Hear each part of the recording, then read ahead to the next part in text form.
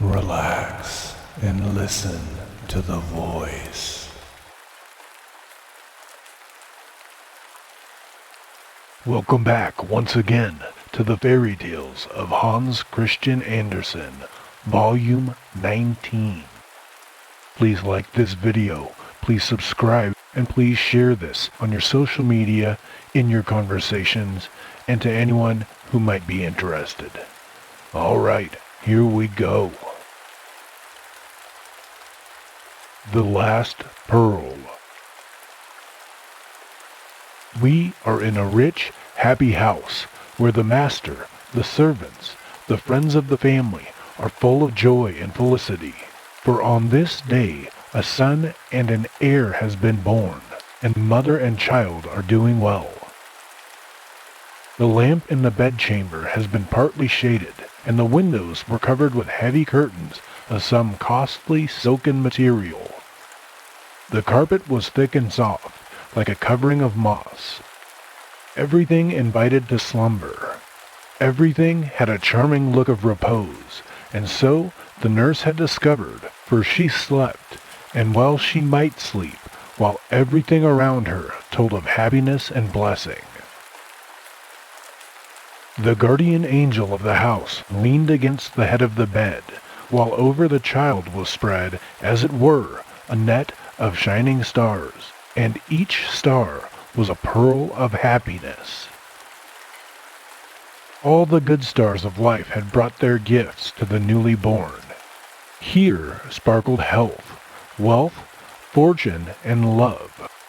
In short, there seemed to be everything for which man could wish for on earth. "Everything has been bestowed here," said the guardian angel. "No, not everything," said a voice near him. 'Twas the voice of the good angel of the child. "One fairy has not yet brought her gift, but she will, even if years should elapse. She will bring her gift. It is the last pearl that is wanting." "Wanting?"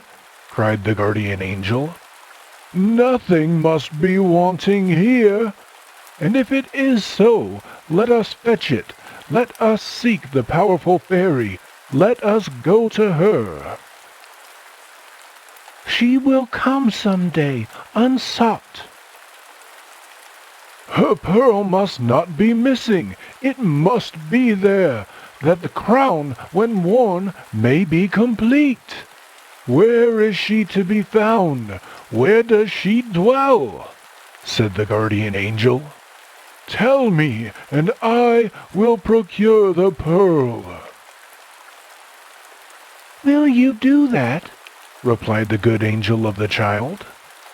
"Then I will lead you to her directly, wherever she may be. She has no abiding place.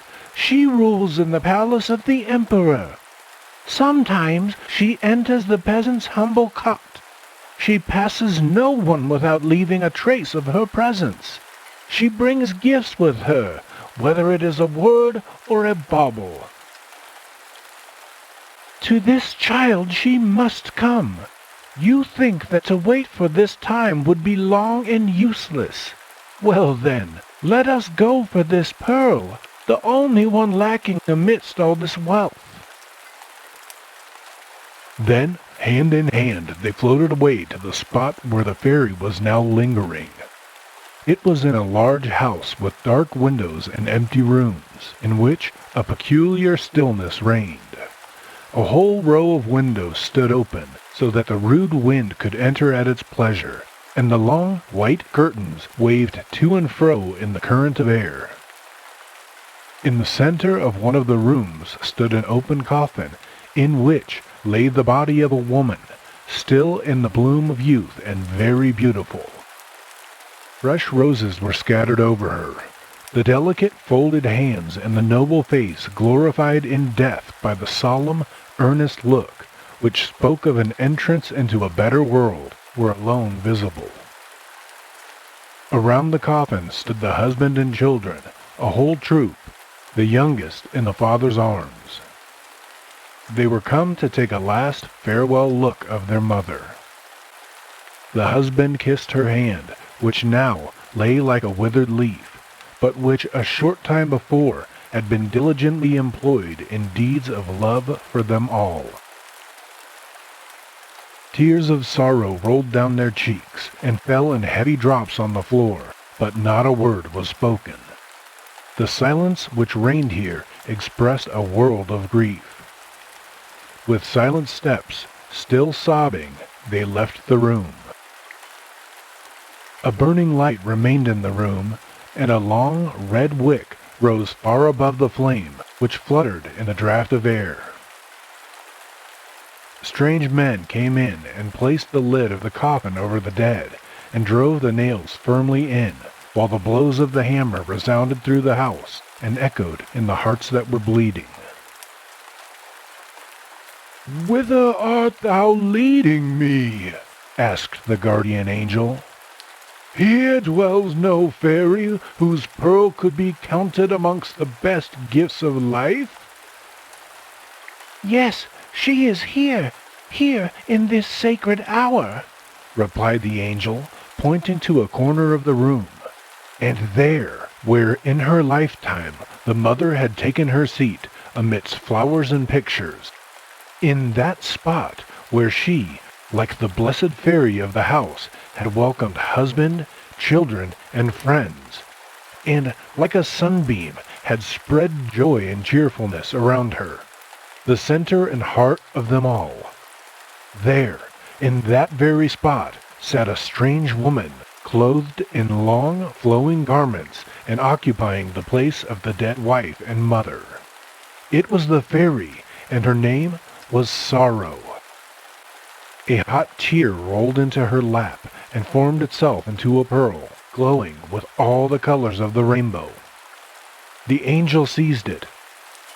The pearl glittered like a star with sevenfold radiance. The pearl of sorrow, the last, which must not be wanting, increases the luster and explains the meaning of all the other pearls. Do you see the shimmer of the rainbow, which unites earth to heaven? So has there been a bridge built between this world and the next. Through the night of the grave we gaze upwards beyond the stars to the end of all things. Then we glance at the pearl of sorrow, in which are concealed the wings which shall carry us away to eternal happiness.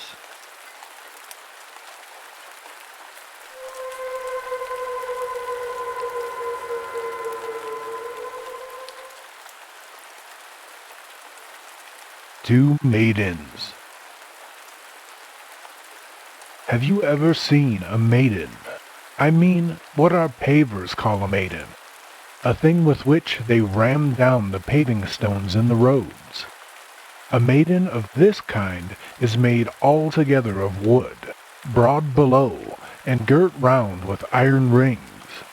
At the top she is narrow, and has a stick passed across through her waist, and this stick forms the arms of the maiden. In the shed stood two maidens of this kind. They had their place among shovels, hand carts, wheelbarrows, and measuring tapes. And to all this company the news had come that the maidens were no longer to be called maidens, but now hand-rammers, which word was the newest and the only correct designation among the pavers for the thing we all know from the old times by the name of the maiden.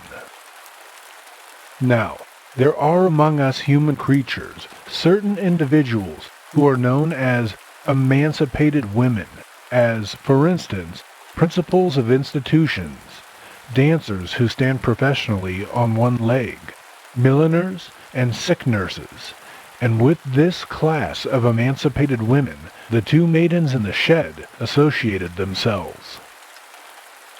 They were maidens among the paver folk, and determined not to give up this honorable appellation and let themselves be miscalled rammers.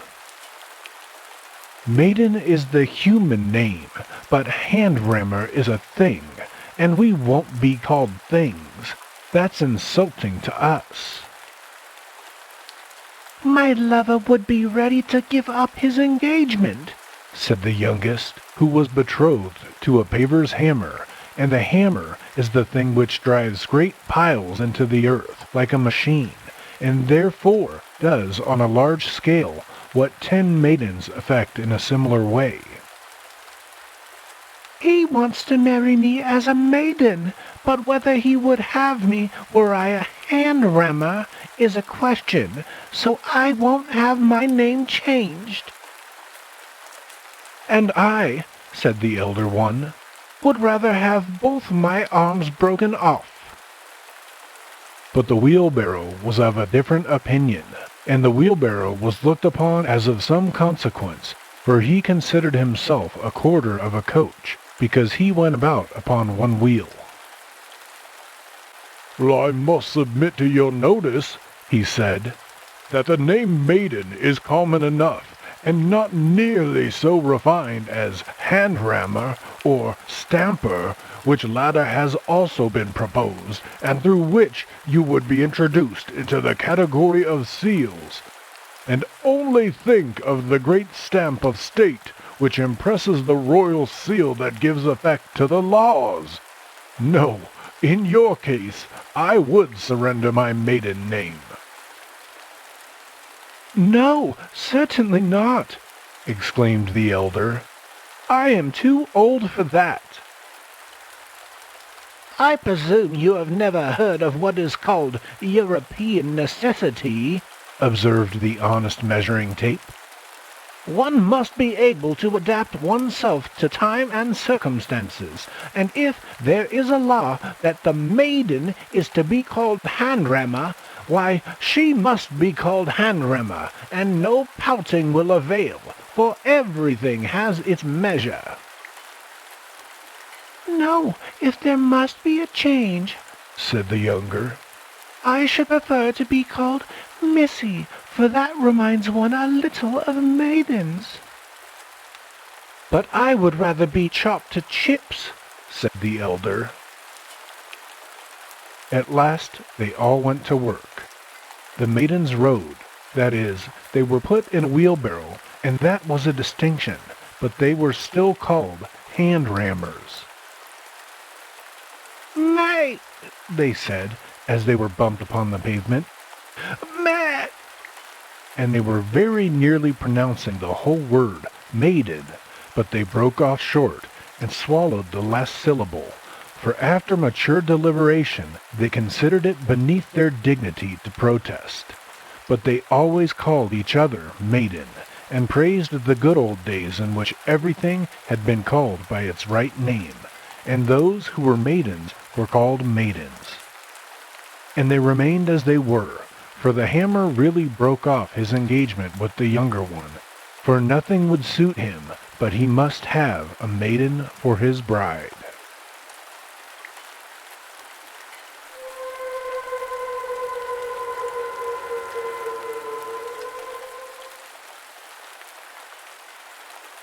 In the uttermost parts of the sea. Some years ago, large ships were sent towards the North Pole to explore the distant coasts and to try how far men could penetrate into those unknown regions. For more than a year, one of these ships had been pushing its way northward amid snow and ice, and the sailors had endured many hardships, till at length winter set in, and the sun entirely disappeared. For many weeks there would be a constant night. All around, as far as the eye could reach, nothing could be seen but fields of ice, in which the ship remained stuck fast. The snow lay piled up in great heaps, and of these the sailors made huts in the form of beehives, some of them as large and spacious as one of the Huns' graves, and others only containing room enough to hold 3 or 4 men. It was not quite dark, and the northern lights shot forth red and blue flames like continuous fireworks, and the snow glittered and reflected back the light, so that the night here was one long twilight. When the moon was brightest, the natives came in crowds to see the sailors. They had a very singular appearance in their rough, hairy dresses of fur and riding in sledges over the ice. They brought with them furs and skins in great abundance, so that the snow houses were soon provided with warm carpets, and the furs also served for the sailors to wrap themselves in when they slept under the roofs of snow, while outside it was freezing with a cold far more severe than in the winter with us. In our country it was still autumn, though late in the season, and they thought of that in their distant exile, and often pictured themselves the yellow leaves on the trees at home. Their watches pointed to the hours of the evening and time to go to sleep, although in these regions it was now always night. In one of the huts, 2 of the men laid themselves down to rest. The younger of these men had brought with him from home his best, dearest treasure, a Bible, which his grandmother had given him on his departure. Every night the sacred volume rested under his head, and he had known from his childhood what was written in it. Every day he read in the book, and while stretched on his cold couch, the holy words he had learned would come into his mind. If I take the wings of the morning and fly to the uttermost parts of the sea, even there thou art with me, and thy right hand shall uphold me. And under the influence of that faith which these holy words inspired, sleep came upon him, and dreams which are the manifestations of God to the spirit. The soul lives and acts while the body is at rest. He felt this life in him, and it was as if he had heard the sound of dear, well-known melodies, as if the breezes of summer floated around him, and over his couch shone a ray of brightness, as if it were shining through the covering of his snow roof. He lifted his head and saw that the bright gleaming was not the reflection of the glittering snow, but the dazzling brightness of the pinions of a mighty angel, into whose beaming face he was gazing. As from the cup of a lily, the angel rose from amidst the leaves of the Bible, and stretching out his arm, the walls of the hut sunk down, as though they had been formed of a light, airy veil of mist, and the green hills and meadows of home, with its ruddy woods, lay spread around him in the quiet sunshine of a lovely autumn day. The nest of the stork was empty, but ripe fruit still hung on the wild apple tree, although the leaves had fallen. The red hips gleamed on the hedges, and the starling, which hung in the green cage outside of the window of the peasant's hut, which was his home, whistled the tune which he had taught him. His grandmother hung green bird's food around the cage, as he, her grandson, had been accustomed to do. The daughter of the village blacksmith, who was young and fair, stood at the well, drawing water. She nodded to the grandmother, and the old woman nodded to her, and pointed to a letter which had come from a long way off. That very morning, the letter had arrived from the cold regions of the north, there where the absent one was sweetly sleeping under the protecting hand of God.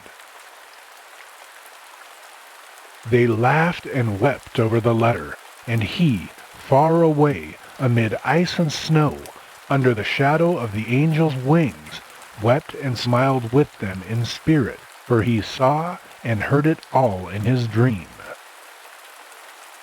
From the letter they read aloud the words of Holy Writ. In the uttermost parts of the sea, thy right hand shall uphold me. And as the angel spread his wings like a veil over the sleeper, there was the sound of beautiful music and a hymn. Then the vision fled. It was dark again in the snow hut, but the Bible still rested beneath his head, and faith and hope dwelt in his heart. God was with him, and he carried home in his heart, even in the uttermost parts of the sea.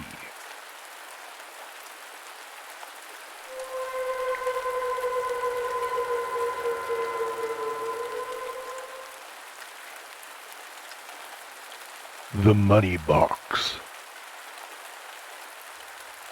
In a nursery where a number of toys lay scattered about, a money box stood on top of a very high wardrobe. It was made of clay in the shape of a pig and had been bought of the potter. In the back of the pig was a slit, and this slit had been enlarged with a knife so that dollars or crown pieces might slip through. And indeed, there were 2 in the box, besides a number of pence. The money pig was stuffed so full that it could no longer rattle, which is the highest state of perfection to which a money pig can attain. There he stood upon the cupboard, high and lofty, looking down upon everything else in the room. He knew very well that he had enough inside him to buy up all the other toys, and this gave him a very good opinion of his own value. The rest thought of this fact also, although they did not express it, for there were so many other things to talk about.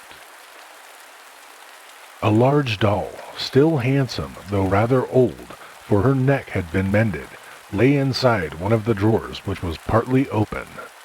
She called out to the others, "Let us have a game at being men and women. That is something worth playing at." Upon this there was a great uproar. Even the engravings which hung in the frames on the wall turned round in their excitement and showed that they had a wrong side to them, although they had not the least intention to expose themselves in this way, or to object to the game. It was late at night, but as the moon shone through the windows, they had light at a cheap rate, and as the game was now to begin, all were invited to take part in it, even the children's wagon, which certainly belonged to the coarser playthings. "Each has its own value," said the wagon. "We cannot all be noblemen. There must be some to do the work." The money pig was the only one who received a written invitation. He stood so high that they were afraid he would not accept a verbal message, but in his reply he said if he had to take a part, he must enjoy the sport from his own home. They were to arrange for him to do so, and so they did. The little toy theater was therefore put up in such a way that the money pig could look directly into it. Some wanted to begin with a comedy, and afterwards to have a tea party and a discussion for mental improvement, but they commenced with the latter first. The rocking horse spoke of training and races, the wagon of railways and steam power, for these subjects belonged to each of their professions, and it was right they should talk of them. The clock talked politics. Tick, tick. He professed to know what was the time of day, but there was a whisper that he did not go correctly. The bamboo cane stood by, looking stiff and proud. He was vain of his brass ferrule and silver top, and on the sofa lay 2 worked cushions, pretty but stupid. When the play at the little theater began, the rest sat and looked on. They were requested to applaud and stamp, or crack, when they felt gratified with what they saw. But the riding whip said he never cracked for old people, only for the young who were not yet married. "Well, I crack for everybody," said the cracker. "Yes, and a fine noise you make," thought the audience as the play went on. It was not worth much, but it was very well played, and all the characters turned their painted sides to the audience, for they were made only to be seen on one side. The acting was wonderful, excepting that sometimes they came out beyond the lamps, because the wires were a little too long. The doll, whose neck had been darned, was so excited that the place in her neck burst, and the money pig declared he must do something for one of the players, as they had all pleased him so much. So he made up his mind to remember one of them in his will, as the one to be buried with him in the family vault whenever that event should happen. They all enjoyed the comedy so much that they gave up all thoughts of the tea party and only carried out their idea of intellectual amusement, which they called playing at men and women, and there was nothing wrong about it, for it was only play. All the while, each one thought most of himself, or of what the money pig could be thinking.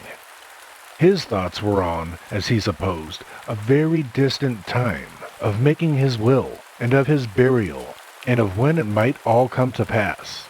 Certainly sooner than he expected, for all at once down he came from the top of the press, fell on the ground, and was broken to pieces. Then the pennies hopped and danced about in the most amusing manner. The little ones twirled round like tops, and the large ones rolled away as far as they could, especially the one great silver crown piece, who had often to go out into the world, and now he had his wish as well as the rest of the money. The pieces of the money pig were thrown into the dustbin, and the next day there stood a new money pig on the cupboard, but it had not a farthing in its inside yet, and therefore, like the old one, it could not rattle. This was the beginning with him, and we will make it to the end of our story.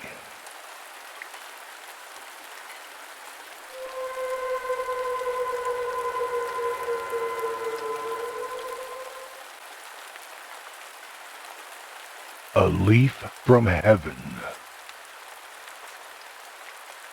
High up in the clear, pure air flew an angel with a flower plucked from the garden of heaven. As he was kissing the flower, a very little leaf fell from it and sunk down into the soft earth in the middle of a wood. It immediately took root, sprouted, and sent out shoots among the other plants. "What a ridiculous little shoot," said one. "No one will recognize it, not even the thistle nor the stinging nettle." "It must be a kind of garden plant," said another. And so they sneered and despised the plant as a thing from a garden. "Where are you coming?" said the tall thistles, whose leaves were all armed with thorns. "It is stupid nonsense to allow yourself to shoot out in this way. We are not here to support you." Winter came, and the plant was covered with snow, but the snow glittered over it as if it had sunshine beneath as well as above. When the spring came, the plant appeared in full bloom, a more beautiful object than any other plant in the forest. And now the professor of botany presented himself, one who could explain his knowledge in black and white. He examined and tested the plant, but it did not belong to his system of botany, nor could he possibly find out to what class it did belong. "It must be some degenerate species," said he. "I do not know it, and it is not mentioned in any system." "Not known in any system," repeated the thistles and the nettles. The large trees which grew round it saw the plant and heard the remarks, but they said not a word, either good or bad, which is the wisest plan for those who are ignorant. There passed through the forest a poor, innocent girl. Her heart was pure, and her understanding increased by her faith. Her chief inheritance had been an old Bible, which she read and valued. From its pages she heard the voice of God speaking to her, and telling her to remember what was said of Joseph's brethren when persons wished to injure her. They imagined evil in their hearts, but God turned it to good. If we suffer wrongfully, if we are misunderstood or despised, we must think of him who was pure and holy, and who prayed for those who nailed him to the cross. Father, forgive them, for they know not what they do. The girl stood before the wonderful plant, for the green leaves exhaled a sweet and refreshing fragrance, and the flowers glittered and sparkled in the sunshine like colored flames, and the harmony of sweet sounds lingered round them, as if each concealed within itself a deep fount of melody which thousands of years could not exhaust. With pious gratitude, the girl looked upon this glorious work of God and bent down over one of the branches, that she might examine the flower and inhale the sweet perfume. Then a light broke in on her mind, and her heart expanded. Gladly would she have plucked a flower, but she could not overcome her reluctance to break one off. She knew it would so soon fade, so she took only a single green leaf, carried it home, and laid it in her Bible, where it remained ever green, fresh, and unfading. Between the pages of the Bible it still lay when, a few weeks afterward, the Bible was laid under the young girl's head in her coffin. A holy calm rested on her face, as if the earthly remains bore the impress of the truth that she now stood in the presence of God. In the forest, the wonderful plant still continued to bloom, till it grew and became almost a tree, and all the birds of passage bowed themselves before it. "That plant is a foreigner, no doubt," said the thistles and the burdocks. "We can never conduct ourselves like that in this country." And the black forest snails actually spat at the flower. Then came the swineherd. He was collecting thistles and shrubs to burn them for the ashes. He pulled up the wonderful plant, roots and all, and placed it in his bundle. "This will be as useful as any," he said. So the plant was carried away. Not long after, the king of the country suffered from the deepest melancholy. He was diligent and industrious, but employment did him no good. They read deep and learned books to him, and then the lightest and most trifling that could be found, but all to no purpose. Then they applied for advice to one of the wise men of the world, and he sent them a message to say that there was one remedy which would relieve and cure him, and that it was a plant of heavenly origin which grew in the forest in the king's own dominions. The messenger described the flower so that its appearance could not be mistaken. Then said the swineherd, "I'm afraid I carried this plant away from the forest in my bundle, and it has been burnt to ashes long ago, but I did not know any better." "You did not know any better? Ignorance upon ignorance indeed!" The poor swineherd took these words to heart, for they were addressed to him. He knew not that there were others who were equally ignorant. Not even a leaf of the plant could be found. There was one, but it lay in the coffin of the dead, and no one knew anything about it. Then the king, in his melancholy, wandered out to the spot in the wood. "Here is where the plant stood," he said. "It is a sacred place." Then he ordered that the place should be surrounded with a golden railing and a sentry stationed near it.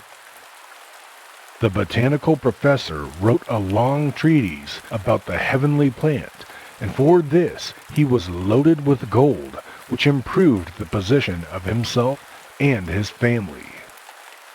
And this part is really the most pleasant part of the story, for the plant had disappeared, and the king remained as melancholy and sad as ever, but the sentry said he had always been so.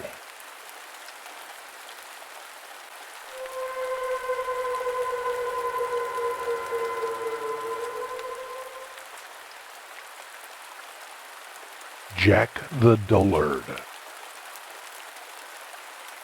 Far in the interior of the country lay an old baronial hall, and in it lived an old proprietor who had 2 sons, which 2 young men thought themselves too clever by half.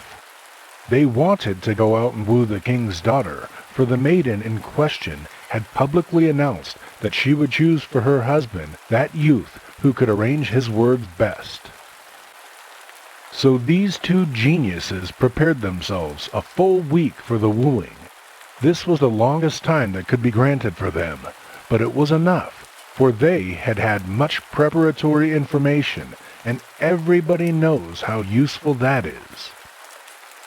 One of them knew the whole Latin dictionary by heart, and 3 whole years of the daily paper of their little town into the bargain, and so well, indeed, that he could repeat it all either backwards or forwards, just as he chose. The other was deeply read in the corporation laws, and knew by heart what every corporation ought to know, and accordingly he thought he could talk of affairs of state, and put his spoke in the wheel in the council. And he knew one thing more. He could embroider suspenders with roses and other flowers, and with arabesques, for he was a tasty, light-fingered fellow. "I shall win the princess," so cried both of them. Therefore their old papa gave to each of them a handsome horse. The youth who knew the dictionary and newspaper by heart had a black horse, and he who knew all about the corporation laws received a milk-white steed. Then they rubbed the corners of their mouths with fish oil, so that they might become very smooth and glib. All the servants stood below in the courtyard and looked on while they mounted their horses, and just by chance the third son came up. For the proprietor had really 3 sons, though nobody counted the third with his brothers, because he was not so learned as they, and indeed he was generally known as Jack the Dullard. "Hello," said Jack the Dullard. "Where are you going? I declare you have put on your Sunday clothes." "We're going to the king's court as suitors to the king's daughter. Don't you know the announcement that has been made all through the country?" And they told him about it. "My word! I'll be in it too," cried Jack the Dullard, and his 2 brothers burst out laughing at him and rode away. "Father, dear," said Jack, "I must have a horse too. I do feel so desperately inclined to marry. If she accepts me, she accepts me, and if she won't have me, I'll have her, but she shall be mine." "Don't talk nonsense," replied the old gentleman. "You shall have no horse from me. You don't know how to speak. You can't arrange your words.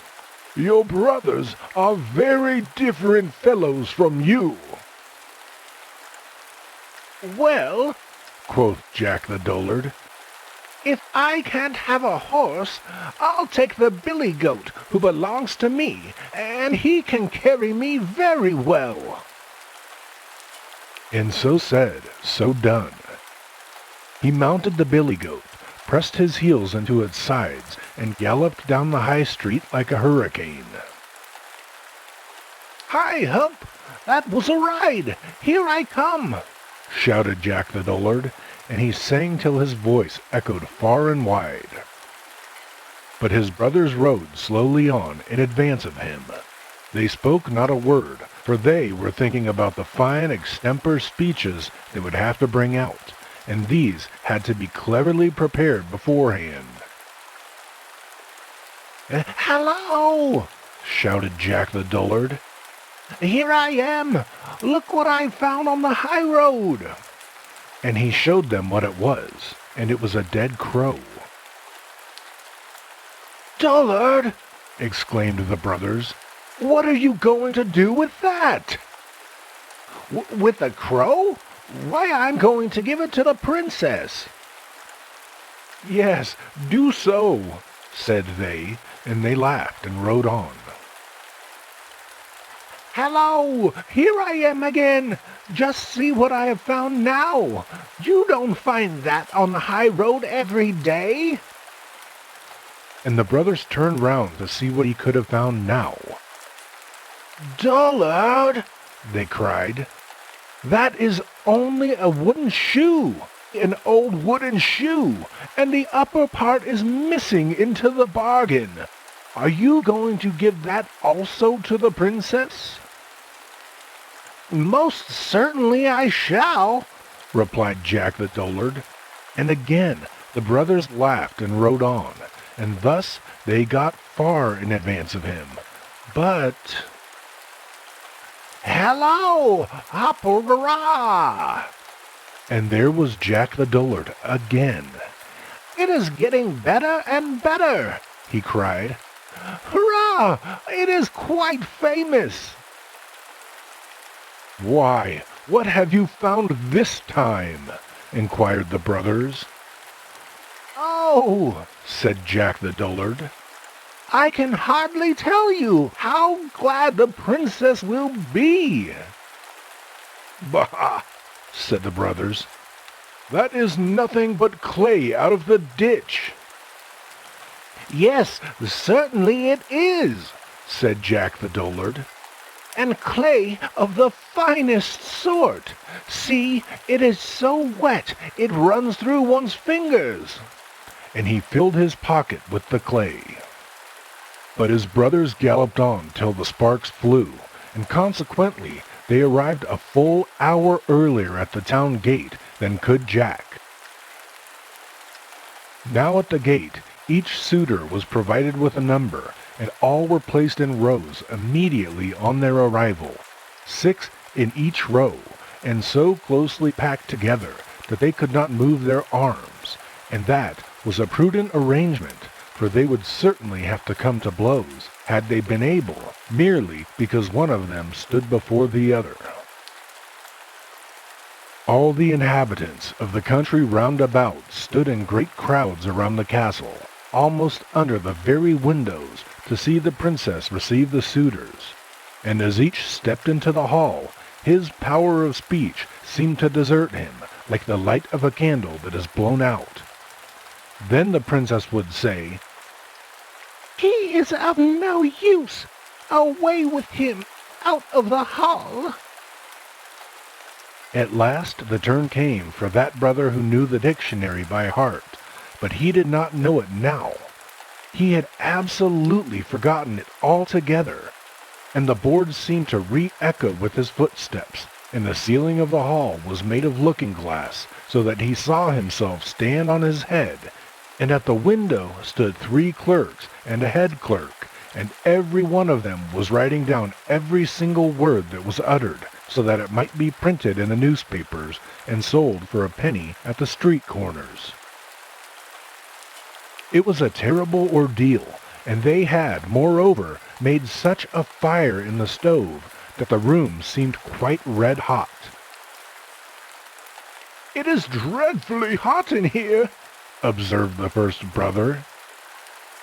"Yes," replied the princess. "my father is going to roast young pullets today." Bah! There he stood like a baa lamb. He had not been prepared for a speech of this kind, and had not a word to say, though he intended to say something witty. "Bah!" "He is of no use," said the princess, "away with him." and he was obliged to go accordingly. And now the second brother came in. "It is terribly warm here," he observed. "Yes, we are roasting pullets today," replied the princess. What were you pleased to, stammered he, and all the clerks wrote down, pleased to, "He is of no use," said the princess. "away with him." Now came the turn of Jack the Dullard. He rode into the hall on his goat. "Well, it is most abominably hot here." "Yes, because I'm roasting young pullets," replied the princess. "Ah, that's lucky," exclaimed Jack the Dullard. for I suppose you'll let me roast my crow at the same time?" "With the greatest pleasure," said the princess. "But have you anything you can roast it in, for I have neither pot nor pan." "Certainly I have," said Jack. "Here's a cooking utensil with a tin handle." And he brought out the old wooden shoe and put the crow into it. "Well, that is a famous dish," said the princess. "But what shall we do for sauce?" "Oh, I have that in my pocket," said Jack. "I have so much of it that I can afford to throw some away." And he poured some of the clay out of his pocket. "I like that," said the princess. "You can give an answer, and you have something to say for yourself, and so you shall be my husband. But are you aware that every word we speak is being taken down and will be published in the paper tomorrow? Look yonder, and you will see in every window 3 clerks and a head clerk, and the old head clerk is the worst of all, for he can't understand anything." But she only said this to frighten Jack the Dullard, and the clerks gave a great crow of delight, and each one spurted a blot out of his pen onto the floor. "Oh, those are the gentlemen, are they?" said Jack. "Then I will give the best I have to the head clerk." And he turned out his pockets and flung the wet clay full in the head clerk's face. "That was very cleverly done," observed the princess. "I could not have done that, but I shall learn in time." And accordingly, Jack the Dullard was made a king, and received a crown and a wife, and sat upon a throne. And this report we have wet from the press of the head clerk and the corporation of printers, but they are not to be depended upon in the least.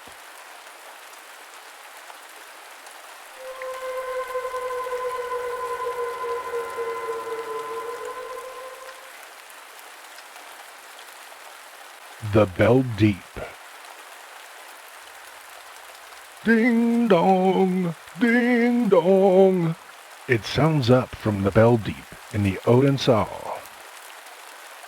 Every child in the old town of Odense on the Isle of Funen knows the which washes the gardens round about the town and flows on under the wooden bridges from the dam to the watermill. In the grow the yellow water lilies and brown feathery reeds. The dark velvety flag grows there, high and thick. Old and decayed willows, slanting and tottering, hang far out over the stream beside the monk's meadow and by the bleaching ground. But opposite there are gardens upon gardens, each different from the rest, some with pretty flowers and bowers like little dolls' pleasure grounds, often displaying cabbage and other kitchen plants. And here and there the gardens cannot be seen at all, for the great elder trees that spread themselves out by the bank and hang far out over the streaming waters, which are deeper here and there than an oar can fathom. Opposite the old nunnery is the deepest place, which is called the Bell Deep, and there dwells the old water spirit, the Man. This spirit sleeps through the day while the sun shines down upon the water, but in starry and moonlit nights he shows himself. He is very old. Grandmother says that she has heard her own grandmother tell of him. He is said to lead a solitary life, and to have nobody with whom he can converse save the great old church bell. Once the bell hung in the church tower, but now there is no trace left of the tower or of the church, which was called St. Albans. Ding dong, sounded the bell when the tower still stood there, and one evening, while the sun was setting and the bell was swinging away bravely, It broke loose and came flying down through the air, the brilliant metal shining in the ruddy beam. "Ding dong, ding dong, now I'll retire to rest," sang the bell, and flew down into the Odin's Ah, where it is deepest, and that is why the place is called the Bell Deep. But the bell got neither rest nor sleep. Down in the Ah man's haunt it sounds and rings, so that the tones sometimes pierce upward through the waters, and many people maintain that its strains forebode the death of someone. But that is not true, for the bell is only talking with the Ah man, who is now no longer alone. And what is the bell telling? It is old, very old, as we have already observed. It was there long before grandmother's grandmother was born, and yet it is but a child in comparison with the Ah man, who is quite an old, quiet personage, an oddity with his hose of eelskin and his scaly jacket with the yellow lilies for buttons and a wreath of reed in his hair and seaweed in his beard. But he looks very pretty for all that. What the bell tells. To repeat it all would require years and days, for year by year it is telling the old stories, sometimes short ones, sometimes long ones, according to its whim. It tells of old times, of the dark, hard times, and thus: "In the church of St. Alban, the monk had mounted up into the tower. He was young and handsome, but thoughtful exceedingly. He looked through the loophole out upon the Odin's Ah, when the bed of water was yet broad, and the monk's meadow was still a lake. He looked out over it, and over the rampart, and over the nuns' hill opposite, where the convent lay, and the light gleamed forth from the nun's cell. He had known the nun right well, and he thought of her, and his heart beat quicker as he thought, 'Ding dong, ding dong.'" Yes, this was the story the bell told. "Into the tower came also the dapper manservant of the bishop, and when I, the bell, who am made of metal, rang hard and loud, and swung to and fro, I might have beaten out his brains. He sat down close under me, and played with two little sticks, as if they had been a stringed instrument, and he sang to it. Now I may sing it aloud, though at other times I may not whisper it. I may sing of everything that is kept concealed behind lock and bars. Yonder it is cold and wet. The rats are eating her up alive. Nobody knows of it. Nobody hears of it. Not even now, for the bell is ringing and singing its loud ding dong, ding dong. There was a king in those days. They called him Canute. He bowed himself before bishop and monk, but when he offended the free peasants with heavy taxes and hard words, they seized their weapons and put him to flight like a wild beast. He sought shelter in the church and shut gate and door behind him. The violent band surrounded the church. I heard tell of it. The crows, ravens, and magpies started up in terror at the yelling and shouting that sounded around. They flew into the tower and out again. They looked down upon the throng below, and they also looked into the windows of the church and screamed out aloud what they saw there. King Canute knelt before the altar in prayer. His brothers Eric and Benedict stood by him as a guard with drawn swords, but the king's servant, the treacherous Blake, betrayed his master. The throng in front of the church knew where they could hit the king, and one of them flung a stone through a pane of glass, and the king lay there dead. The cries and screams of the savage horde and of the birds sounded through the air, and I joined in it also, for I sang, "Ding dong, ding dong." The church bell hangs high and looks far around and sees the birds around it and understands their language.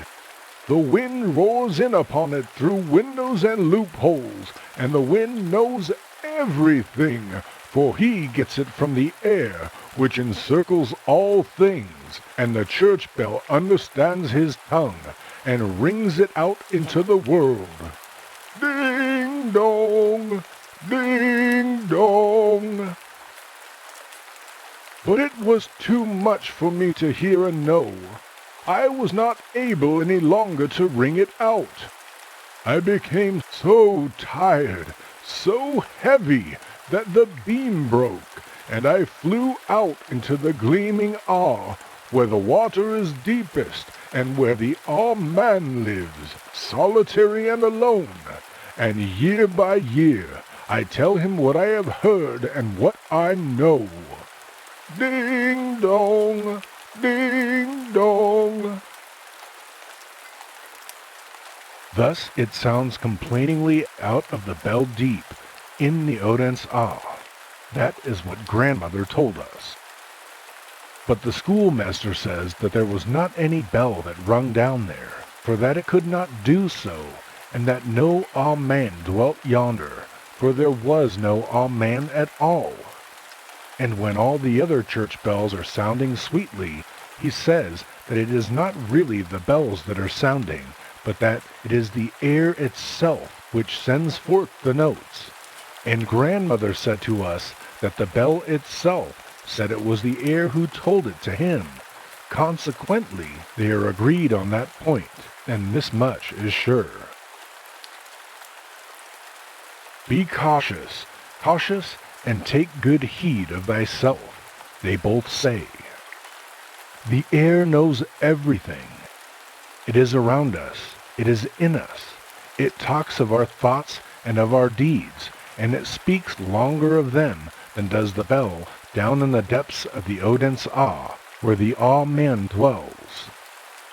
It rings it out in the vault of heaven, far, far out, forever and ever, till the heaven bells sound. Ding dong, ding dong.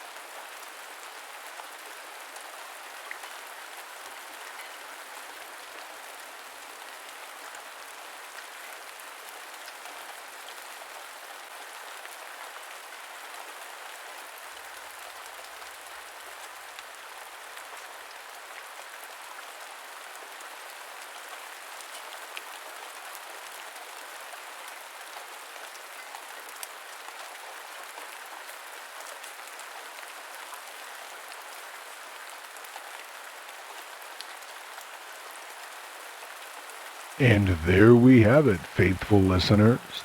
The Fairy Tales of Hans Christian Andersen, Volume 19. We hope that you've enjoyed this installment. Please remember to subscribe if you haven't done so yet. Please like the video, share a comment on the video, as that helps push us into the shared algorithm more effectively. If there's someone in your life that you think could benefit from these episodes, please share it with them. Take care of yourselves out there, and until next time, please have sweet dreams.